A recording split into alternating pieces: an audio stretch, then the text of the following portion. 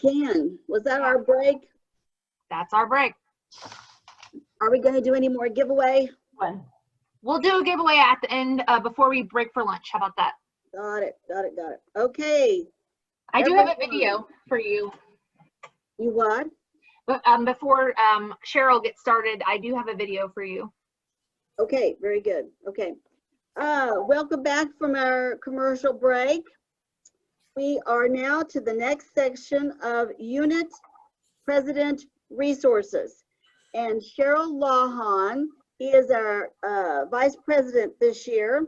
He's moving his way up the pike to be President. So he is now going to talk about the President Resources, Unit President Resources. Okay, Cheryl, are you there? Yes, ma'am. I'm here. Can you hear me? Wait. We got a video coming. 1 second.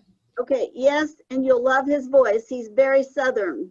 Oh, yes, I'd like you to come in today. I would like you to meet our mascot Blitz here. Hello, Blitz.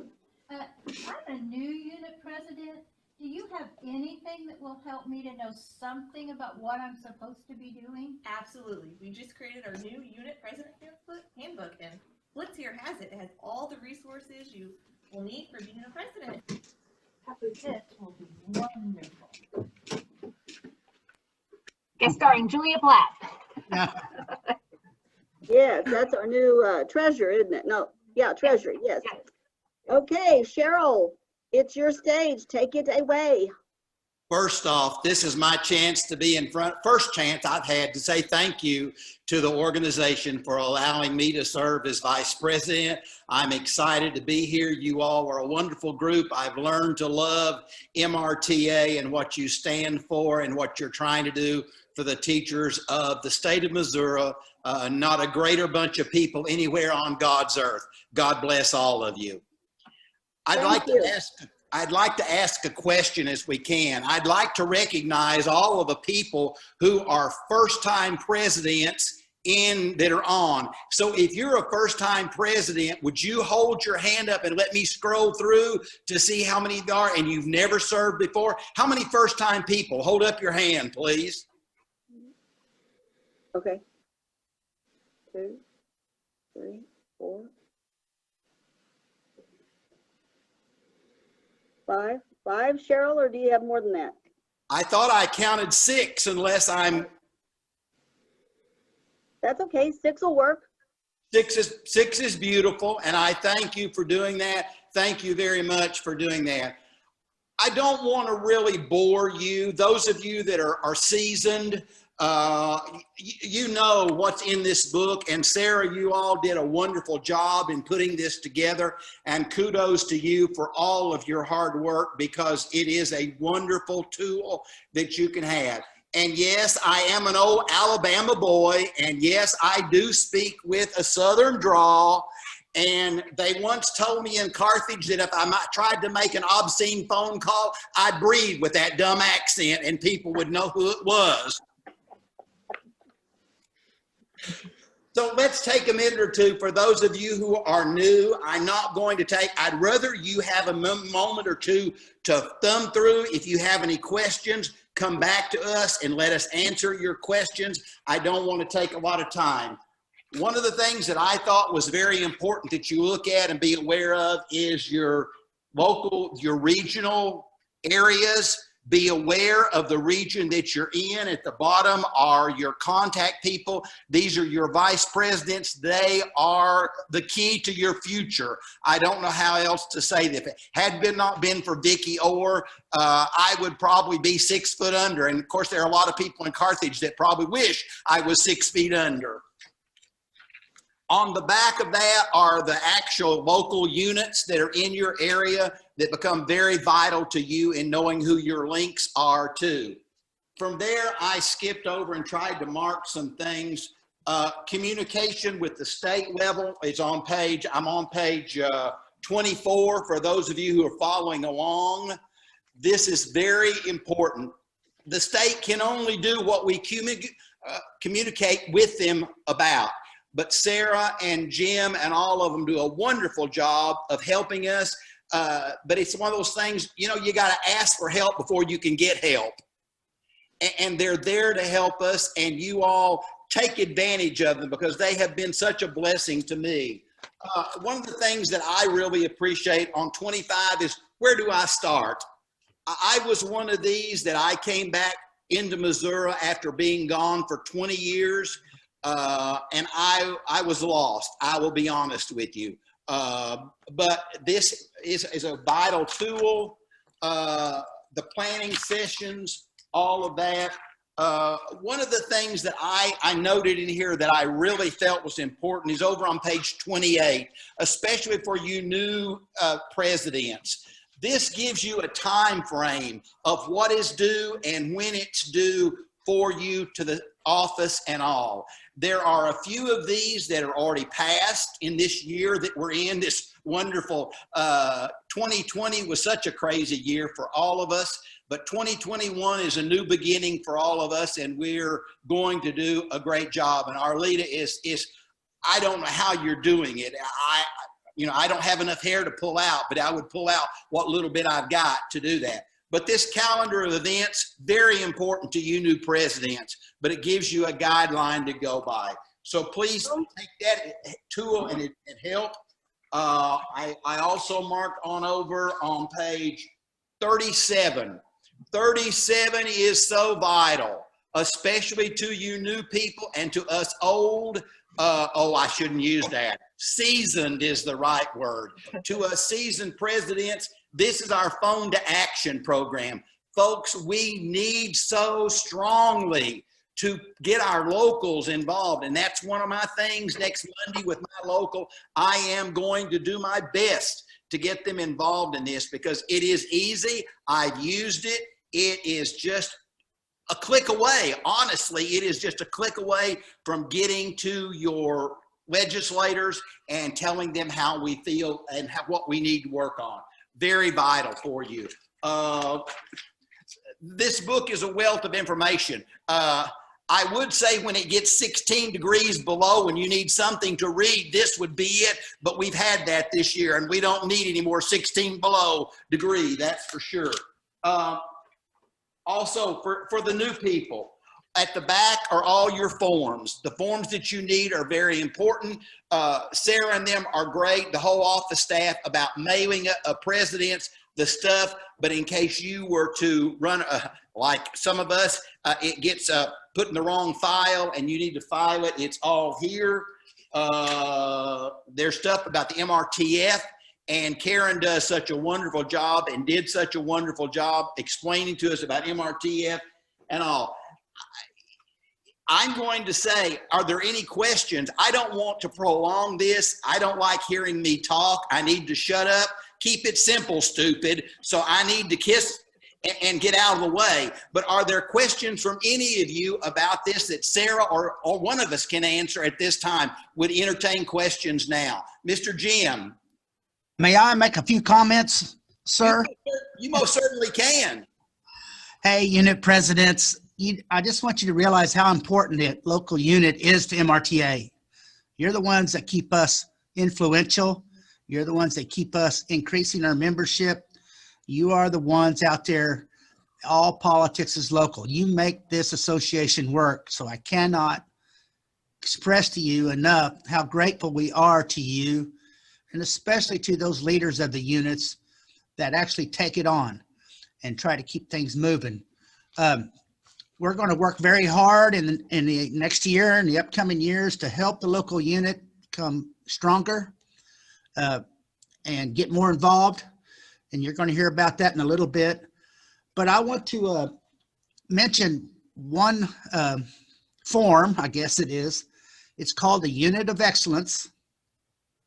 A lot of you have seen it, but if you new presidents have not seen that form, that has been put together and says to you, if you wanted to have a perfect unit, this is what you would do. You would answer yes on all those issues.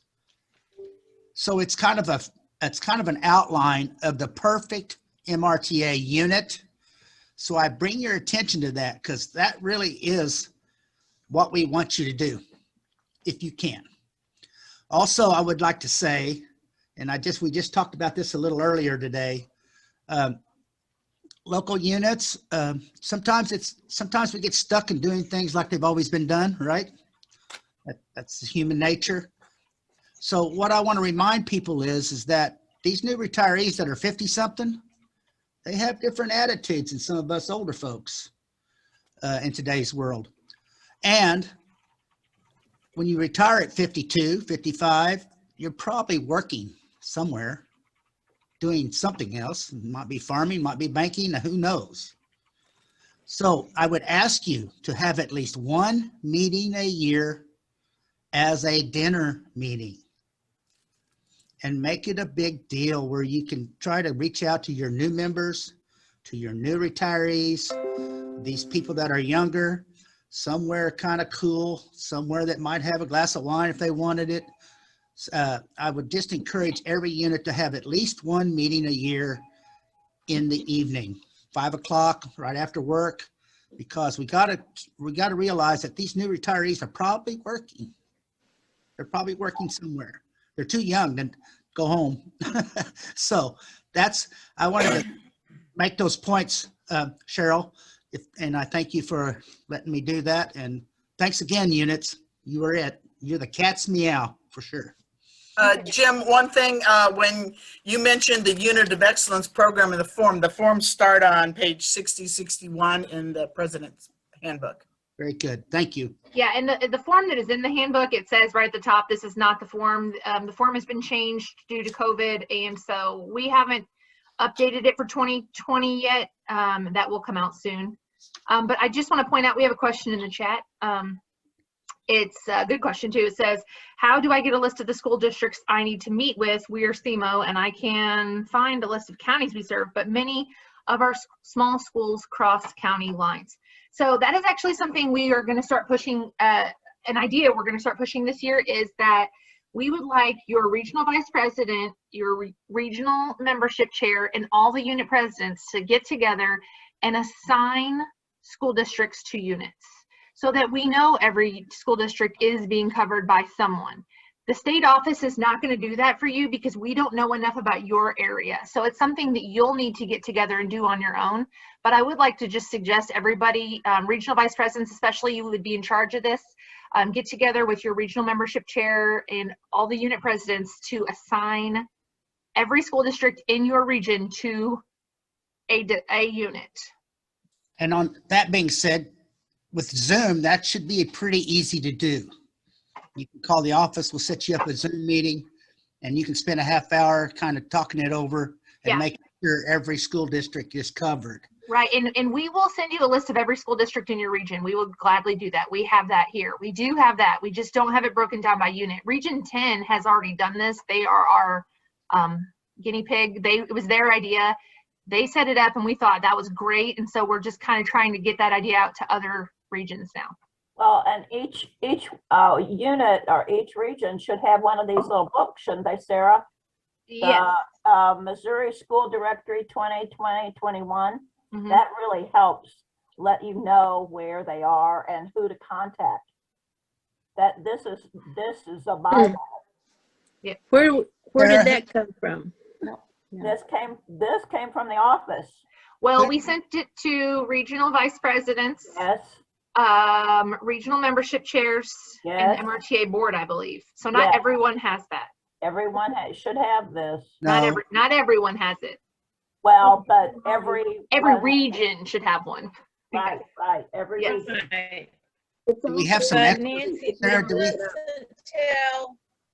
that doesn't tell me if that school district crosses the county line. It doesn't tell me whether it's in my unit or some other unit. You know, where the regions are basically lined by county.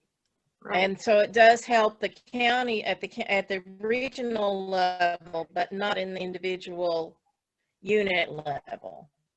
Right. Well, Which that's what was my Sarah, question, and I really thank you, Jim and Sarah, for that answer. okay, that's what we're asking you to do on the local level is to make a deal. You take this school district, we'll take this one. You know, and do that on a local level with your regional vice presidents.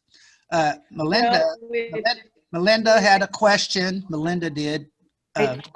Just a quick question. I was just looking at the timeline and the grant applications that are sent to superintendents, is that something we do or is that done from the state office? Both. We mail it to the superintendents, but it, you know, it's a piece of mail. They may look at it, they may not. But if you walk in there and hand it to them, and somebody you know, and ask them to send it out, or email them and ask them to send it out to their staff, that's what we'd ask you to do on the local level, because that's more effective. Right, and we do email it to superintendents and every school principal. Okay. It is a directory that Nancy was holding up. That is online. You just go, you type in Missouri School Directory, and you can get it by alphabetical listing, or you can get it 2 or 3 different ways, but then you can print off the pages that pertain to you if you want. Yeah, it's on DESE's website. So there's a lot of ways to get that information. Sarah and Jim, you referred to that the Unit of Excellence Award application was changed in 2020. Can you talk about that just a little bit, how it was changed? Well, we changed it for 2020, and it will be changed again for 2021.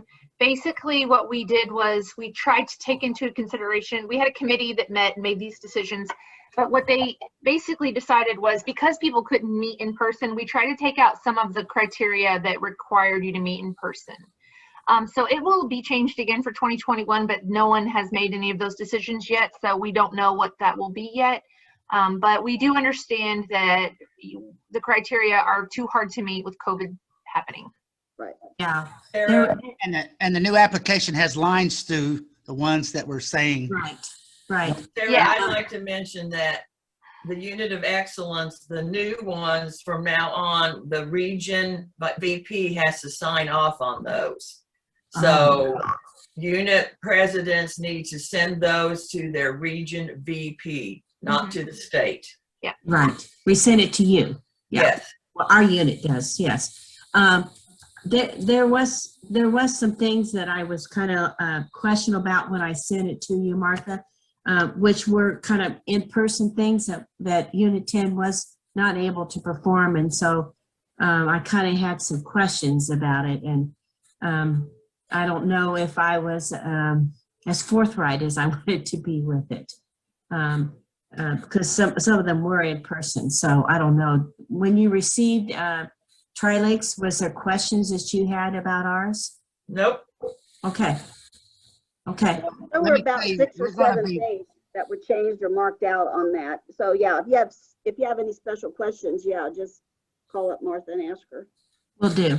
We're going to be pretty lenient. I mean, this is just a weird year, and you know, I will just say this, in my mind as your director, getting those lists, if you get the lists, you should be a unit of excellence. That's how important that is to us. Yeah. Marilyn, our membership chair, is wonderful. And Martha, you have been very helpful to me this year, and I appreciate it so much. Thank you. That's good. Very good. Okay. Other questions? Any further about the president's resources and handbook? One thing you might remind them about, Arlito, is that a required part of Unit of Excellence is getting the list of retirees. Yes. And that's coming up right now, so they can start on that part. That will still be there. Yes. You know, a good time to do that in the spring is Teacher Appreciation Week or Day. And I know a lot of things happen from school districts themselves, like PTA and things, but you know, you as a unit, if you want to do that Teacher Appreciation, that's an excellent time to stop in and try to talk with the superintendent about retirees. Or, you know, some people don't decide till May, but you need to get those retiree lists and you need to type them up, or I say type them up, get them in a readable form with their name, address, phone number, and hopefully email. And those need to be turned in, and we need to get them so that PSRS, if they're going to agree to give our information out, they can send that out to them, and MRTA is making a contact that way. So, and I think they also need that for this new diamond thing too. They have to have the list for that. Yeah. The retiree lists are one of the biggest things. Yeah. Well, let me tell you that, or ask you, until April 1st, we've got to focus on renewals. So we just got 20 days left to really focus on getting people to renew. So I'm asking you to really try to put in an effort the next 20 days on renewals. Remind people to renew, because on April 1st, we kind of quit asking from the state office because a quarter of the year's over. And we feel like they probably won't renew after April 1st. So when that happens, we shift gears, and that's when we mail a mailing to all the superintendents asking for the lists of the new retirees and explaining why, and we make pretty much a sunshine request. This is done at the state level, and then we need to follow up on the local level to make sure we get those lists, whatever it takes to get them. If you have to look in the newspaper, website, school website, get the names, look up the addresses. I don't know, whatever it takes, we got to get those lists. School board meetings. Huh? School board meetings. A lot of times at school board meetings, they say who the retirees are. Yeah. Minutes, yeah. So anyway, School Facebook pages are a good resource too. Yes, that's another one. what I'm trying to say is there's more than one way to skin a cat. We have a lot of superintendents that are very cooperative, and we have some that aren't. So, you know. The school districts seem to be more protective of personal information from their retiree list. And one thing to remember is that they'll give you the person's school email address, but that is deleted as soon as the year ends. Right. So you're not going to have contact with them after the last day of school. Right. But here's our argument, and the Attorney General has backed this up with an opinion that we send to the superintendents. Once a person has retired, they are no longer an employee. Therefore, their information is public record. It's not protected. And if they keep a list of retirees in their school building, which most of them do, then that is public record because they're no longer an employee. They're a retiree, so it's a separate list from employees. So that's the argument. But Jim? Yes. Sherry Brandis. Another way that's worked for us, it might only work in small districts, but our districts have a retiree dinner, and we've been invited to send a rep. So I take a small gift and a little sheet that says, I need your information, and they all do it. Cool. Like I said, there's more than one way to skin a cat, but it's another way. Very important. This Georgia. Another way is to get to know the superintendent secretary. Yeah. You know, we always have a peers person who goes with us who knows the secretary very well, and they're usually really good to us. I got to tell you, I gave my daughter advice when she first started teaching, and all of you know this. I said, you make friends with the school secretary and the custodian. Yeah. By golly, she did. Don't forget the cooks. Yeah, cooks. Yeah, but she did, and she works at Fort Zumwalt in St. Charles County. So every year since she started there, 8 years now, she just calls the secretary and says, I need a list of retirees, and she emails it to Lacey, and Lacey emails it to me. So, you know, sometimes it's not what you know, it's who you know, right? Right. And you know, if you have a retiree in your group that taught at a certain district, let them maybe go in and be your contact person because they're known in that school district. So, but you unit presidents, get your face out there too. Yeah. We have our superintendents as members, and they're much more forthcoming when you have members. Oh, And that's a good idea. For your unit meetings, if you ask your principals and superintendents to come to your meeting, then they also get the PR with you, and they get information about MRTA. So ask your principals and superintendents to come too, to your unit meetings. In in our larger districts in St. Louis County, I try to get the human resource person. That's a good, for your larger counties, larger school districts in your counties. The human resource person also knows that information. Okay, I had a question, Arleta. yes. It's John. my understanding, based on the information provided yesterday, I think, that that this list of retirees is to be sent to the regional membership chair, not to the state office. Is that correct? It's Region VP, isn't it? No, nope, membership chair or the VP, but it's kind of your region will decide, but membership chair is what we're saying. Membership chair, so not to the state office, but the membership chair. Okay, thank you. And the idea there is that the membership chair is going to check off the school districts in that region to make sure they're all covered some way. Okay, thank you. And it's just a way to streamline the process so we don't have duplication of work. Okay. Any other questions or comments? We're moving on then. Will the superintendents be told who to send it to when the letter goes out to them? The letter that goes out from us, we ask them to send it to us. Yeah, and so if that happens, if the superintendent send it to us, we'll talk to you, membership chairs. I think that was Sarah Smith. Yeah, we will inform you on what we get at the office. We also ask them to pay for the first year membership of the retirees, which several of them do. So, yeah. But the mailing from the office is not as effective, I'm going to say it over and over, as one of you going into that school. So that personal contact is really important. And I found when I was unit president that if I made a personal contact with the retiree, they were more likely to come at least to one meeting and even join your local unit as well as MRTA state level. So, okay. Ready to go on?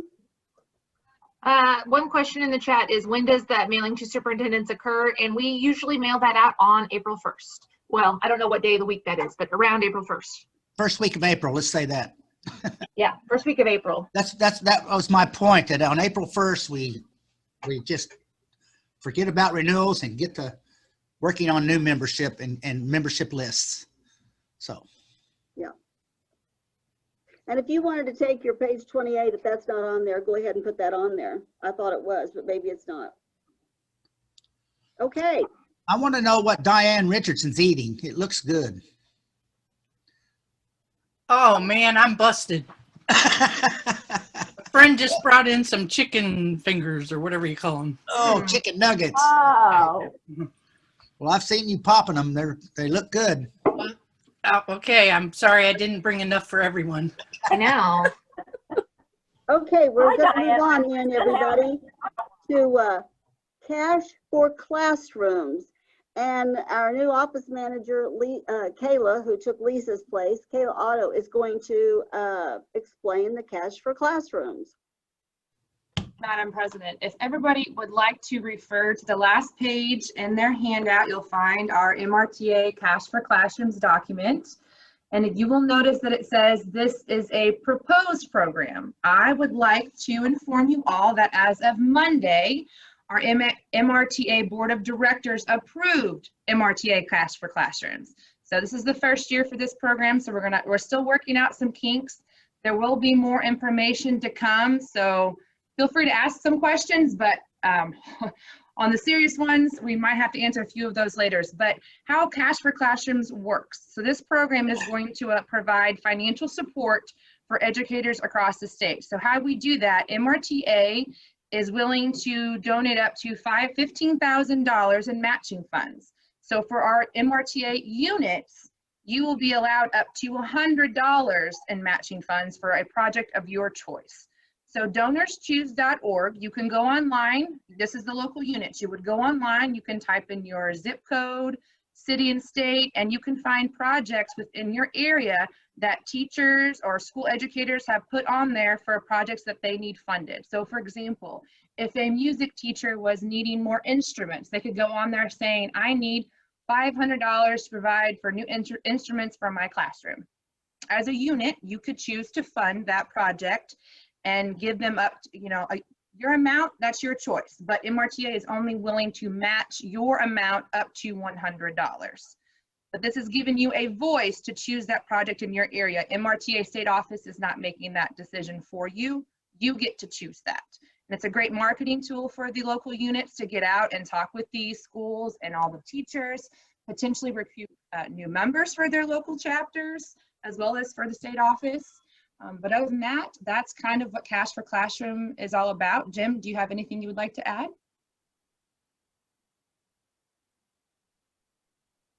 Oh, you're muted, Jim. Unmute. Of course I do. Thank you, Kayla. Donors Choose is a well-known website. It's nationwide where teachers can go on to that website and promote their projects and ask people to fund them with tax-deductible donations.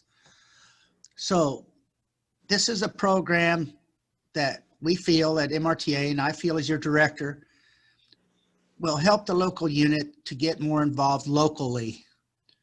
So hopefully, when you type in your zip code on that donorschoose.org, you will get the nearest teacher to you that has a project that he or he wants funded. And so then the unit can decide, well, let's raise $100 and we'll get another $100 from MRTA and we'll donate to that classroom and hopefully help fund that project. So it's, you've always heard me say, and I'll say it, all politics is local. The more local you can keep things, the better. This is a way for the local unit to be involved on a local level to really help teachers. Now, this program is not competition at all with MRTF classroom grants.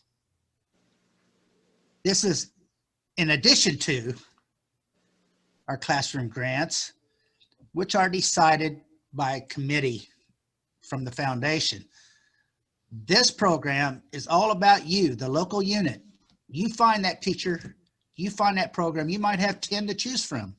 Well, then you need to have a meeting to decide which one you would like to try to fund. So it just puts the local unit in charge of helping a classroom teacher and then getting inside that classroom and getting the name out and telling them you're part of the community and you care about that local public school and that local teacher. So that's what, yes. Yeah. I got on there on Donors Choose yesterday after the meeting. And the young man in Valley Park, we awarded $500 to, he's a shop teacher. I don't know if they call them shop teachers anymore, but anyway, he's a shop teacher in Valley Park High School. And he was on Donor's Choice asking for he had two projects. We had awarded him $500 last year. So, and if he knows about us, but he also knows about Donor's Choice or Choose. I thought that was interesting. Yeah. Jim, could you answer that one question from, hold on a minute, Anita Towns? I'll read it to you. Is this one project a year or total up to $100? For instance, two different ones at $50 projects. All we're saying to you, unit, if you raise $100, we're going to match it, and you can spend it however you want through Donors Choose. So if you want two projects, fine. But I will tell you the idea, and you'll learn this as you get into this, that what you want to do is be the organization that puts them over the top, or the organization that gives the most money to the project, because then you're going to get access to that teacher, that classroom, that school. That's the idea, is to become the main donor of that project. So splitting it up is probably not a good idea, but you can if you want to. It's fine. All we're saying is once a year, we're going to budget $15,000. And any unit that wants to raise $100, we will send them another $100 to donate through Donors Choose. if we have money left, our idea is to then open it back up to units of excellence only and let them have an additional $100, for example, if there's money left, to fund another project or another classroom. So the point is, MRTA is willing to put $15,000 in a budget line for local units to spend. And I hope that you will take this program and use it for public relations, but use it more importantly to help a teacher and some kids. And guys, in this book you got, the booklet, the form to get that $100 is not in this book. You have to contact the office. No, as There's Kayla said, we're not got the details yet. Right. We just got it approved Monday. Right. We will put this all together and get it out to you unit presidents within 30 days. Promise. And there will be a form in there. Yes. And a deadline. And a deadline.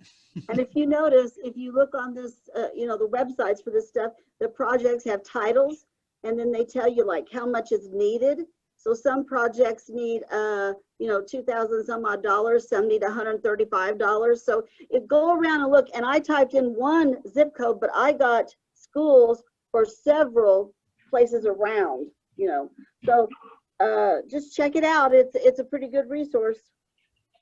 And also, I forgot to mention too, that AMBA is interested in joining us in possibly donating very good to the unit on top of MRTA to help fund these classroom grant projects. Good deal. And So, a quick addition to what Arleta said, we wouldn't suggest you try to fund a $2,000 project because it may not get I'm funded. just saying, they just So give you we're ideas. right, but I know, but just because it hasn't been said yet, I'm just saying we're gonna try to encourage you guys to do like $500 projects at the most. Like, so when you're looking for a project, keep that in mind that if somebody's asking for $2,000, it may not get funded, and so you don't want to put your money towards that. Well, and even because it says 2,000, they may only need $250 left. They may have had funding from somewhere else. But Well, just that would be right. That would be okay. But if they're really far off, we don't probably want to do that. And some units have a little bit more money to do that with than others. So it's just something there that you might want to check into. Here's another question. Yeah. Beverly asked, will the matching funds from MRTA be sent to the unit or directly to the school? We're going to leave that up to you to decide. We are going to do it for you if you need us to, but we want you to donate the money. Right. I want to point out You have to donate it. that question. That money does not go directly to the school from the unit or from MRTA. You have to donate online at donorschoose.org, and then they will get that money to the school and let them know who funded their project. So just to be clear there, it's not going directly to the school right away. It goes to the specific project to the online. And Donors Choose will issue those funds out along with who donated towards their project. Yes. Right. I have a question. I'm looking at the website right now, and I see one of our teachers is asking for a project, and it says $247 still needed, but I can't see what it cost originally. It said had 10 donors and it still needs $247. So I'm just looking at that. Is there a way to see how much she was asking for originally? I'm sure it's on there, Sherry. You'll just have to click around. Yeah, this is new to all of us, so we don't really know off the top of our heads. Okay, that's fine. There might be contact information there, like an email you could ask also. I don't know. Okay, thank you. I'll look. Thank you. Okay. Okay. I think our next thing is a lunch break.